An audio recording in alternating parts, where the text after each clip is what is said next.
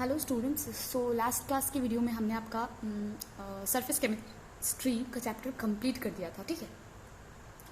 तो अब हम दिस वीडियो में क्या पढ़ने वाले हैं, हम पढ़ने वाले हैं आपका नया चैप्टर स्टार्ट करने वाले हैं जो कि आपका चैप्टर 2 है। बेसिकली ये चैप्टर 2 लिखा हुआ है बट आपके CBSE ने, ठीक है, चैप्टर 1 को रिमूव कर दिया है। I don't know what Gujarat board, just you confirm, right? I will confirm and tell you, but till then I will confirm. तब तक हम आपका सॉल्यूशन चैप्टर को स्टार्ट कर देते हैं, ठीक है। और आपके जैसे कि आपके पीरियोडिक टेस्ट, जो नॉट पीरियोडिक टेस्ट, आपके जो मिड टर्म है उसमें भी आपका मैंने जो चैप्टर्स आ रहे हैं वो सॉल्यूशन है एंड उसके बाद इलेक्ट्रोकेमिस्ट्री है, तो वही सारे चैप्टर्स हैं। तो यस, तो will start with this chapter, particular chapter. And yes, again मैं इसके नोट्स आपको प्रॉपर भेजूंगी, ठीक है। मैं क्योंकि ये चैप्टर बहुत थ्योरेटिकल है एंड नॉट थ्योरेटिकल, कॉन्सेप्चुअल भी है ये चैप्टर बहुत ज़्यादा, एंड इसमें न्यूमेरिकल्स भी हैं, तो ये पार्ट बहुत ही कवर करता है। तो ये बहुत इंपॉर्टेंट चैप्टर, इसके लिए मैं आपके नोट्स भी भेजूंगी, मैं बनाऊंगी और आपको सेंड भी करूंगी। बट व्हाट आई थॉट, मैं NCERT को ही देख कर ही नोट्स भी बनाऊंगी। तो first what will do, will understand whatever written in the NCERT book, क्या क्या लिखा हुआ है NCERT बुक में, कैसे कैसे चीज़ें सॉल्व होंगी, उसको हम समझेंगे। उसके बाद हम आगे नोट्स वगैरह के बारे में डिस्कस करेंगे, ठीक है। तो अभी के लिए फिलहाल हम समझते हैं ये चैप्टर में बेसिकली आपका दिख क्या रखा है। तो हम की पॉइंट्स ऑब्जेक्टिव देख लेते हैं चैप्टर का। इस चैप्टर में हम क्या क्या पढ़ने वाले हैं। After studying this unit you will be able to describe the formation of different types of solution. हम बता पाएंगे डिफरेंट टाइप्स ऑफ सोल्यूशन क्या क्या होते हैं, ठीक है। Then express the concentration of solution in different unit. Concentration को हम सोल्यूशन की कंसंट्रेशन को डिफरेंट यूनिट में भी लिख पाएंगे। नाउ तीसरा क्या है, we can state and explain Henry's and Raoult's law. Raoult's law और हेनरी लॉ को हम एक्सप्लेन कर पाएंगे। देन हम लोग डिस्टिंग्यूज कर पाएंगे ideal solution, ideal and non ideal solution के बीच में भी डिफरेंशिएट कर पाएंगे। नाउ दूसरा पॉइंट क्या है, explain deviation of real solution from Raoult's law. हम डेविएशन भी बता पाएंगे कि क्यों रियल जो गैस होती है डेविएट फ्रॉम आइडियल बिहेवियर, ठीक है। रियल सोल्यूशन क्यों डिफर करता है आइडियल बिहेवियर से। हम इसमें describe colligative property of solutions and correlate these with molar masses of solute. Colligative property के बारे में भी पढ़ पाएंगे, ठीक है। कॉगिलेटिव, ठीक है, कॉलिगेटिव प्रॉपर्टी, ठीक है, तो इसके बारे में पढ़ पाएंगे ना। कॉलिगेटिव प्रॉपर्टी है बहुत इंटरेस्टिंग, मैं आपको बताई थी सरफेस केमिस्ट्री में इसका थोड़ा जिक्र हुआ था। अब आप अच्छे समझेंगे क्योंकि आपने सॉल्यूशन नहीं पढ़ा था, इसलिए आपको समझ में नहीं आई होंगी बातें, पर अब आप जो हम पढ़ने वाले हैं उसमें आपको सारी बातें समझ में आएंगी, एकदम क्लियर होंगी, ठीक है।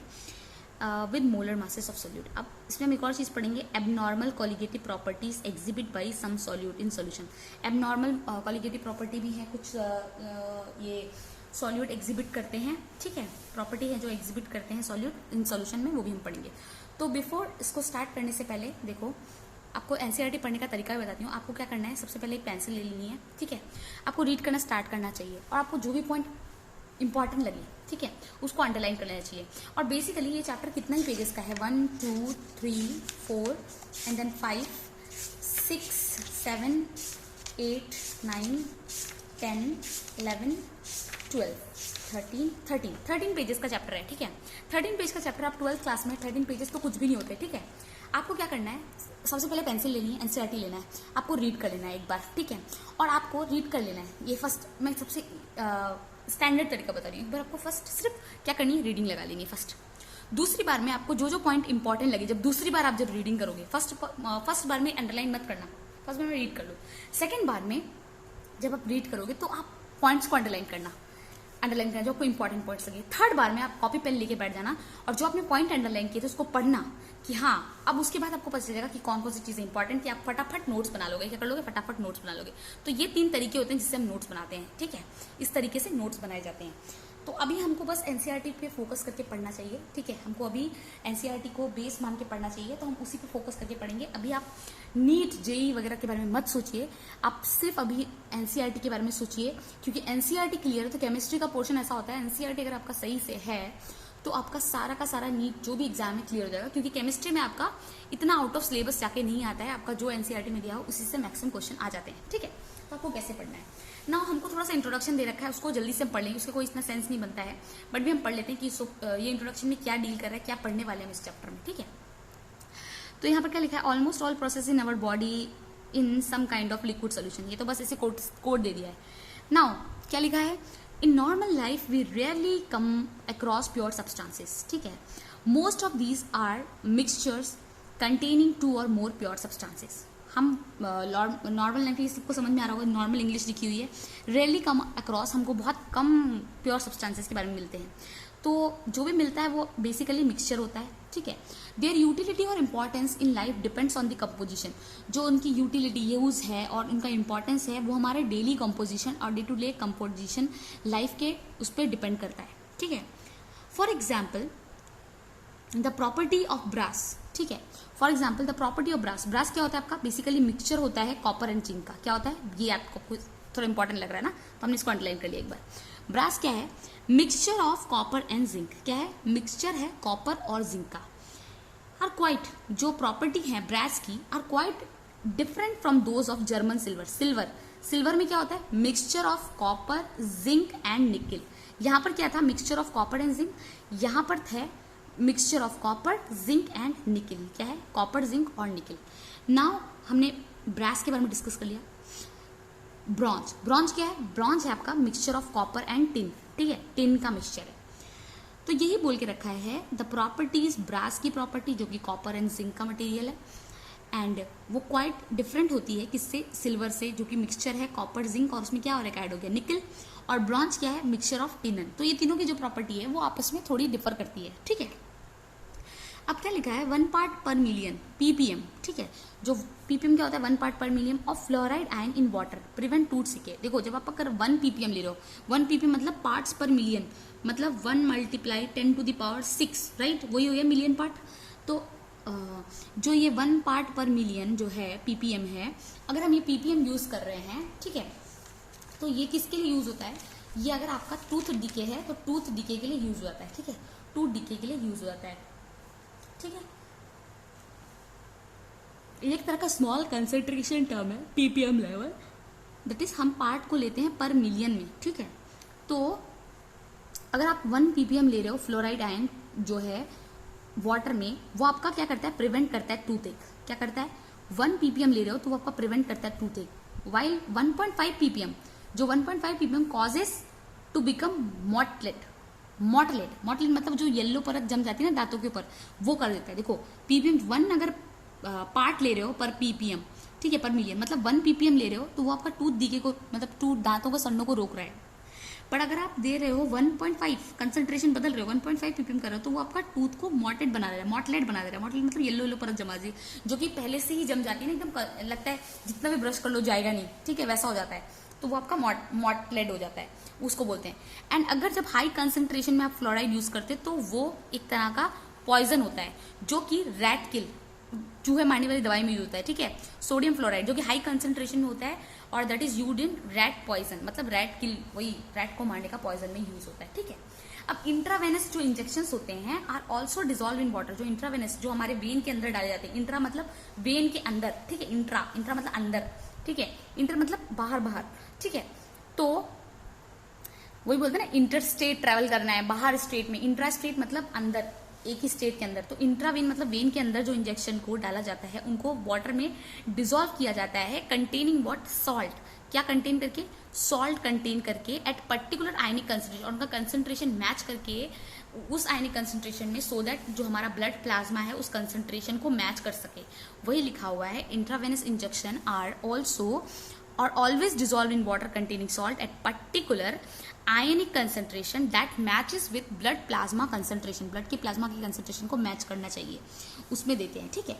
अब हम इन दिस यूनिट पढ़ने क्या वाले हैं, in this unit we will consider most liquid solutions. हम इस यूनिट में most liquid solution and their formation कैसे बन रहे हैं वो डिस्कस करेंगे। फर्स्ट चीज, liquid solution and their formation, and this is followed by studying and properties of solution। हम solution की properties के बारे में पढ़ेंगे, like वेपर, कौन सी property, vapour pressure and colligative property. ये सॉल्यूशन की 2 प्रॉपर्टी हैं, वेपर प्रेशर और कॉलिगेटिव प्रॉपर्टी, ठीक है। We shall begin with the type of solution. हम किससे स्टार्ट करेंगे, टाइप्स ऑफ सोल्यूशन से स्टार्ट करेंगे, and then various alternative in which the concentration of solute can be expressed in liquid. और उसके बाद हम डिफरेंट कंसंट्रेशन के बारे में पढ़ेंगे। तो इससे हमको एक ब्रीफ आइडिया पता चल गया, इसलिए हमको इंट्रोडक्शन पढ़ना बहुत जरूरी है। इंट्रोडक्शन से हमको पता चलता है कि हम इस चैप्टर में क्या क्या पढ़ने वाले हैं। ठीक है। और आपको अपनी बुक ज़्यादा गंदी नहीं करनी, जैसे कि फॉर एग्जांपल सरफेस केमिस्ट्री में मैंने आपको बहुत कुछ समझा दिया था बुक के अंदर ही, तो हमारी बुक जो हो गई थी बहुत गंदी दिख रही थी, ठीक है। और बुक को तो आप ज़्यादा गंदा नहीं कर सकते उसमें, क्योंकि मैं तो आपको समझा रही थी तो मैंने बहुत सारा उसमें कुछ ड्रॉ करके समझा दिया।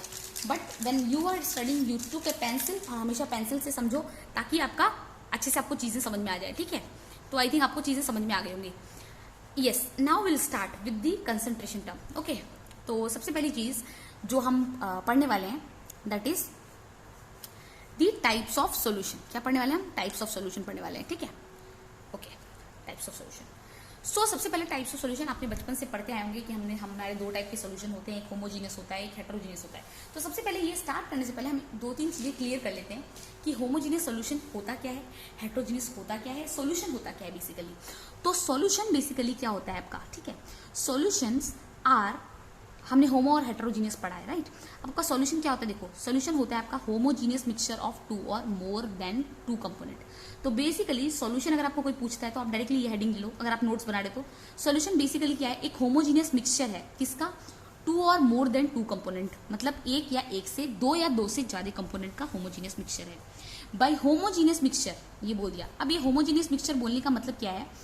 We mean that it composition and property are uniform, मतलब इट्स कॉम्पोजिशन एंड प्रॉपर्टी, जो प्रॉपर्टी है उसका कॉम्पोजिशन किस फॉर्म में है वो, और उसकी जो प्रॉपर्टी है are uniform throughout the mixture. उसकी प्रॉपर्टी और कंपोजिशन थ्रू आउट रहेगा द मिक्सचर, यूनिफॉर्म रहेगा थ्रू आउट द मिक्सचर। तो basically solution are homogeneous mixture, and when I am saying homogeneous, solutions are homogeneous mixture of 2 or more components, and when I am saying homogeneous mixture means its composition and properties are uniform throughout the mixture, ठीक है।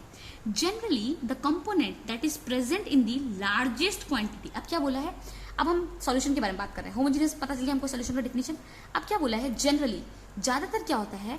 The quantity, the component, solution के अंदर component होते हैं ना, एक या एक से ज्यादा, जो कंपोनेंट प्रेजेंट होता है लार्जेस्ट क्वांटिटी में, हम उसको क्या बोलते हैं? सॉल्वेंट।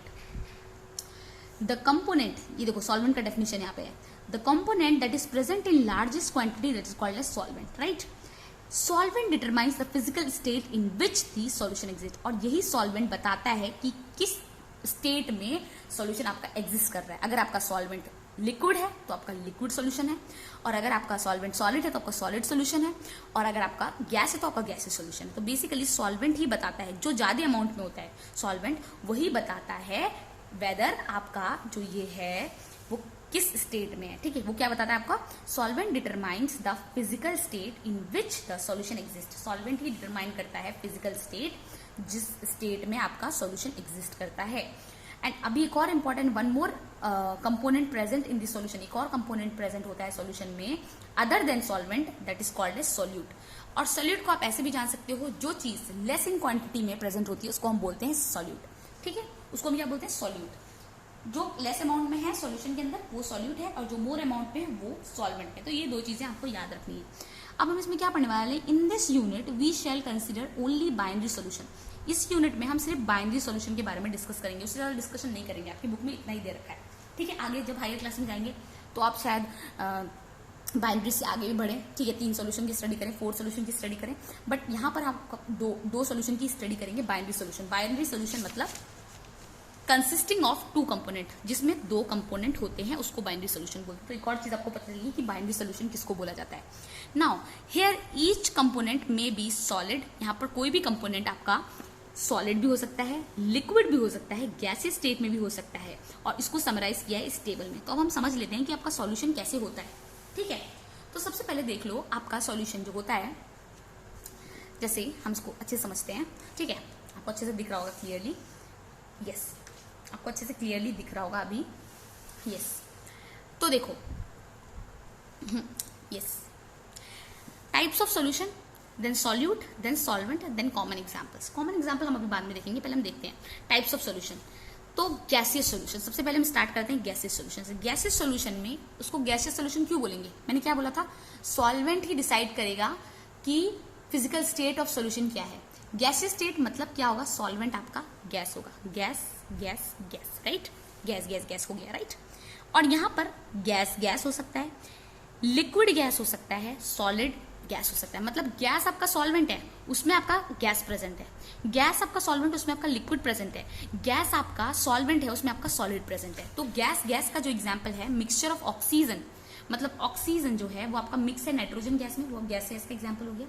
दूसरा, गैस में लिक्विड मिक्स है, मतलब क्लोरोफॉर्म, जो क्लोरोफॉर्म होता है ना वो मिक्स होता है किसमें, नाइट्रोजन गैस में, मिक्स्ड विथ नाइट्रोजन गैस। तो गैस है उसमें क्लोरोफॉर्म मिक्स हो गया, राइट। तो ये आपका एग्जांपल हो गया लिक्विड। क्लोरोफॉर्म का लिक्विड होता है, राइट, और उसको जब हम लेते हैं तो वो बेसिकली किसमें होता है प्रेजेंट, नाइट्रोजन गैस में रहता है, राइट। नाइट्रोजन डाल के रखते हैं उसको तभी रहता है वो। तो बेसिकली जो क्लोरोफॉर्म है लिक्विड है वो किसमें रहता है, नाइट्रोजन गैस में। नाइट्रोजन गैस रहा हो तो वो नहीं रह पाएगा, ठीक है। Now the third, that is gas solid में, मतलब गैस सॉलिड में, ठीक है। तो सॉलिड गैस में, ठीक है। अब कौन सा example, camphor in nitrogen gas, मतलब जो कैम्फर, ठीक है, नाइट्रोजन गैस एक तरह का मीडियम दे रहा है, ठीक है, उसको कैम्फर को रहने के लिए। जैसे आप कैम्फर मतलब कपूर पे आग लगा तो वो जल जाता है, राइट। तो बेसिकली नाइट्रोजन गैस के प्रेजेंस में कैम्फर, ठीक है। तो नाइट्रोजन गैस आपका गैसियस मीडियम हो गया, कैम्फर आपका सॉलिड हो गया, ठीक है। तो आई थिंक यहाँ तक बात क्लियर हो गई होगी। Now I think gases solution is over and with example also. इसमें क्या था, mixture of oxygen and nitrogen, दूसरा था chloroform mixed in nitrogen gas, and then camphor mixed in nitrogen gas. I think ये clear हो गया example. Now liquid solution, liquid solution के example देते हैं। लिक्विड सॉल्यूशन का मतलब ये हो गया कि सॉल्वेंट जो है आपका वो सब लिक्विड होगा, लिक्विड लिक्विड लिक्विड। अब लिक्विड में गैस, कोई लिक्विड में गैस है तो उसका एग्जाम्पल तो हमारे पास डायरेक्ट है, दैट इज हम जो वाटर पीते हैं H2O, राइट, उसके अंदर हमारा ऑक्सीजन गैस होता है, डिजोल्व होता है, राइट। तभी तो मछलियां सांस ले पाती हैं। मछलियां पानी में कैसे रह पाती हैं, पानी के अंदर तो बहुत सारे जानवर रहते हैं ना, तो वो सब कैसे रह पाते हैं, क्रोकोडाइल और आपके टॉर्टाइस, ये सब कैसे रह पाते हैं पानी के, बिकॉज उसके अंदर ऑक्सीजन होती है। इंसान डायरेक्टली नहीं ले सकता उसको क्योंकि वाटर भी चला जाएगा, तो हम लोग ऑक्सीजन सिलेंडर लेके जाते हैं। बट फिशेस ये सब तो यूज कर रहे हैं ना, पानी के अंदर ऑक्सीजन होती है। इवन प्लांट को भी तो देते हैं ना आप। इवन जब हमको बहुत सफोकेटिंग लग रहा होता है, कोई रूम में अपनी पानी का भी बूंद को थोड़ा थोड़ा अपने ऊपर छींटते रहो तो आपको थोड़ी थोड़ी ऑक्सीजन आती रहेगी, ठीक है, क्योंकि उसमें क्या होती है, ऑक्सीजन होता है, ठीक है। तो ये बेसिकली क्या हो गया, ऑक्सीजन डिजोल्व इन वाटर, ये एग्जाम्पल हो गया गैस का। दूसरा लिक्विड, लिक्विड ये तो इमल्शन है हमारा, ठीक है, हमको पता ही है, नॉट इमल्शन, यहाँ कोलाइडल की बात नहीं चल रही है, मैंने इमल्शन बोल दिया, आई एम सॉरी। तो लिक्विड, लिक्विड का तो एग्जाम्पल बहुत सारा है, मतलब इथेनॉल, अल्कोहल को वाटर में डिजोल्व करो या वाटर को इथेनॉल में, तो इथेनॉल को हम जब वाटर में डिजोल्व करते हैं तो ये एग्जाम्पल हो गया, ठीक है। नाउ लिक्विड में सॉलिड, लिक्विड में सॉलिड का एग्जाम्पल, सॉलिड आपका ग्लूकोज सॉलिड होता है, उसको वाटर में डाल दिया, ये हो गया आपका glucose dissolve in water, right. ये आपका तीसरा एग्जाम्पल हो गया। तो जो ये लिक्विड सॉल्यूशन था उसमें गैस, लिक्विड, सॉलिड जो सॉल्यूट थे उसके एग्जाम्पल्स हमारे ऑक्सीजन डिजोल्व इन वाटर आपका गैस लिक्विड सॉल्यूशन हो गया। Then ethanol dissolve in water आपका लिक्विड लिक्विड सॉल्यूशन हो गया। Then glucose dissolve in water आपका सॉलिड लिक्विड सॉल्यूशन हो गया। तो आई थिंक बातें यहाँ तक क्लियर हुई होंगी। Now the third one is what, the solid solution. Again solid solution आ गया, मतलब जो आपका सॉल्वेंट है जो कि ज्यादा अमाउंट में प्रेजेंट होता है वो आपका क्या होगा, सॉल्वेंट पार्ट में, सॉलिड सॉलिड सॉलिड। अब देखो गैस के साथ सॉलिड, जो सॉलिड है उसमें गैस, इसका एग्जाम्पल है सॉल्यूशन ऑफ हाइड्रोजन, किसका, solution of hydrogen in palladium. Palladium आपका सॉलिड है, उसमें हाइड्रोजन गैस, ठीक है। तो solution of hydrogen in palladium it gives what, gas, मतलब गैस सॉलिड के अंदर है। नाउ लिक्विड सॉलिड के अंदर इसका एग्जाम्पल है amalgam of mercury with sodium.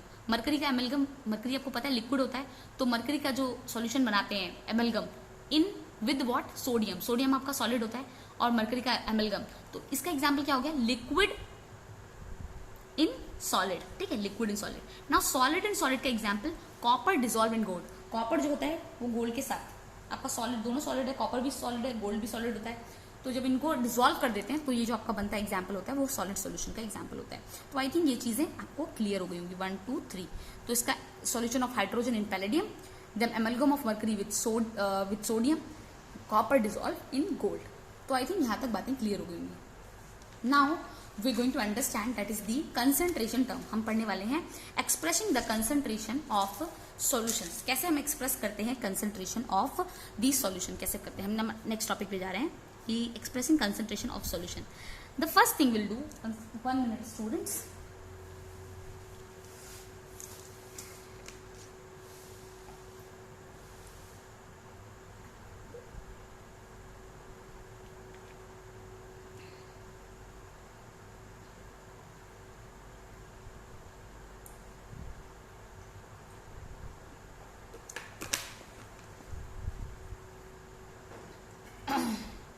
yes, so yeah, we were discussing about what composition of solution can be expressed by expressing concentration.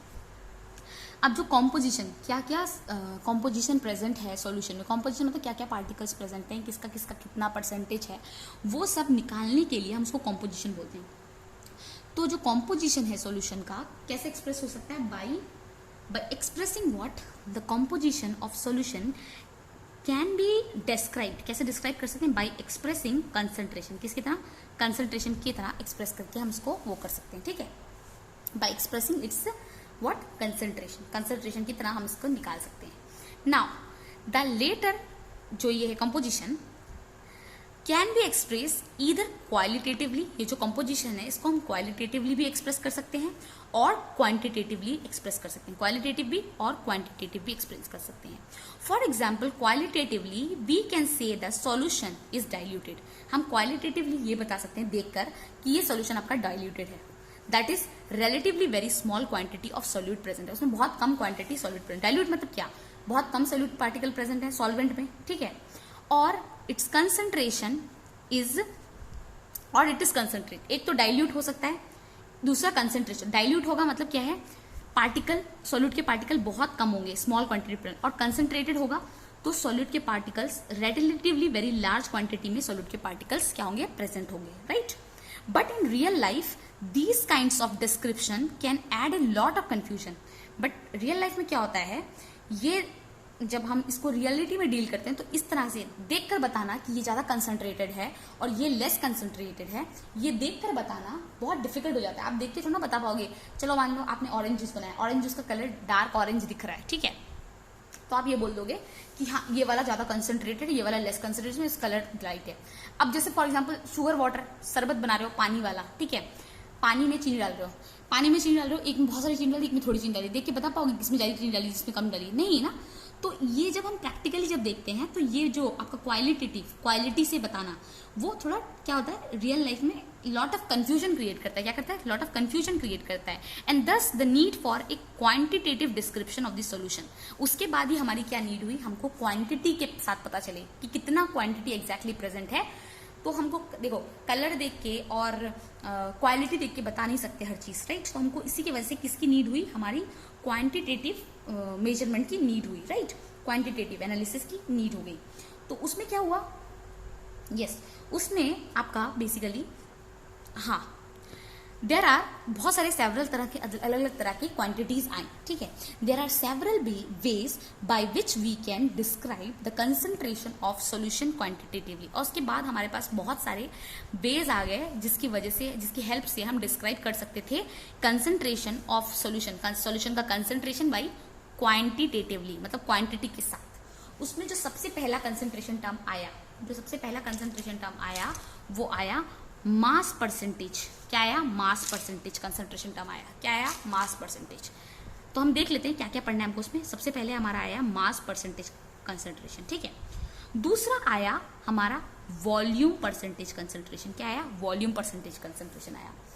तीसरा जो आया वो आया मास बाय वॉल्यूम परसेंटेज. ठीक, सी फर्स्ट आया मास परसेंटेज. ठीक है, उसके बाद आया वॉल्यूम परसेंटेज, उसके बाद आया मास बाय वॉल्यूम परसेंटेज. ठीक है, मास बाय वॉल्यूम परसेंटेज आया. उसके बाद आया आपका पार्ट्स पर मिलियन. क्या आया, parts per million, ppm. Then आया आपका मोल फ्रैक्शन आया. मोल फ्रैक्शन के बाद आपका आया क्या, यस यहां पर एक और है, yes this is what, molarity. क्या आया, मोलैरिटी. क्या आया, मोलैरिटी. राइट, उसके बाद मोलैरिटी के बाद क्या आया आपका, मोलैलिटी. क्या आया, मोलैलिटी. तो इतने कंसंट्रेशन टर्म हमको पढ़ने हैं. उसके बाद हमारा जो नेक्स्ट टॉपिक स्टार्ट होगा वो होगा सॉल्युबिलिटी. तो ये जो कंसंट्रेशन टर्म यहाँ पर लिखे हुए हैं बहुत सिंपल, बहुत ईजी है. ठीक है, एंड देन हमारा सॉल्युबिलिटी से main chapter, yes and these all. हाँ, उसके बाद हमारा नेक्स्ट टॉपिक में ये बोल रही थी सॉल्युबिलिटी से स्टार्ट होगा हमारा नेक्स्ट टॉपिक. राइट, तो हाँ यस सॉल्युबिलिटी से हमारा नेक्स्ट टॉपिक स्टार्ट होगा. And yes we are here. Right, तो ये जो भी कंसंट्रेशन टर्म्स हैं ये सब आपके मास परसेंटेज के कंसंट्रेशन टर्म है, W/W, then volume percentage, volume by volume, that हमारा मास बाय वॉल्यूम परसेंटेज है, then parts per million percentage है, देन मोल फ्रैक्शन है आपका, ठीक है। ये सारे कंसंट्रेशन टर्म्स हैं। तो मैं आपके लिए ये जो वीडियो है ये एक 11th का टॉपिक है। क्या है ये? एक 11th का टॉपिक है। ये 11th का टॉपिक जो मैंने वीडियो बना रखा है, नेक्स्ट वीडियो में अपलोड करूंगी, आप उसको अच्छे से देख लीजिए। उसमें शायद ये मास परसेंटेज वाला टॉपिक छूट गया है और I have started from volume by volume. तो ये वेट बाय वेट वाला मैं आपको बता देती हूँ, मास परसेंटेज वाला। तो इसको मैं अभी एक्सप्लेन कर देती हूँ कि ये परसेंटेज वाला क्या है। It is basically mass percentage of a component of solution is defined as. जो मास परसेंटेज ऑफ कंपोनेंट कैसे डिफाइन करते हैं, जैसे mass percentage of a component हम कैसे निकाल सकते हैं, कंपोनेंट का mass is equals to mass of the component in the solution. एक सॉल्यूशन में मास तो होगा ना कंपोनेंट का।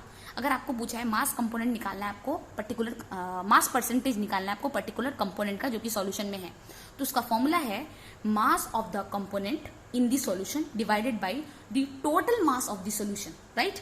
देखो, mass of the component in the solution divided by total mass of the solution multiply 100। किसके साथ? 100 के साथ इसको मल्टीप्लाई कर दिया। तो यही हो गया आपका mass component, mass percentage of component. अब यही है मास परसेंटेज जो बेसिकली है, यही आपका वेट बाय वेट है जो आपके क्लास 11th में दिया हुआ है। वेट बाय वेट परसेंटेज, जैसे आपका वॉल्यूम परसेंटेज है, that is volume by volume, right. तो वही चीज आपको समझ में आ जाएंगी। आपका पूरा 11th का टॉपिक है। तो I will upload the video, you people please watch it very carefully. And yes this is what the mass percentage, that is W/W। इसको क्योंकि क्या ले रहे हैं, मास मतलब यहाँ पर वेट ही है, तो है ये वेट है ना, वेट, और ये भी तो टोटल मास ही ले रहे हैं, वेट बाय वेट, इसलिए इसको वेट बाय वेट भी बोलते हैं। तो मास percentage of a component of solution is defined as the mass percentage of the component, basically defined as the mass of the component in the solution divided by the total mass of the component multiply 100। ठीक है। For example क्या लिखा हुआ है, if a solution is describe 10% glucose in water. अगर कोई solution का बोल के रखा है 10% उसमें ग्लूकोज है वाटर में, ठीक है, 10% सोल्यूशन है ग्लूकोज में, 10% सोल्यूशन ग्लूकोज का है इन वाटर में, 10% और वाटर में है, तो 100% सोल्यूशन होगा, राइट। सोल्यूशन क्या होगा? 100%, राइट। इसका मतलब तो यही हुआ।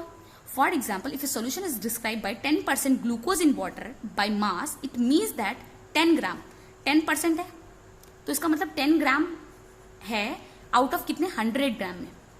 100 ग्राम सोल्यूशन में 10 ग्राम आपका शुगर है, क्योंकि 10%, 100% टोटल हमारा परसेंटेज कितना होता है? 100 ही होता है, उसमें 10 ले लिया, तो 10 ग्राम आपका बेसिकली क्या है? It means that 10 gram of glucose is dissolve in what? 90 gram of water.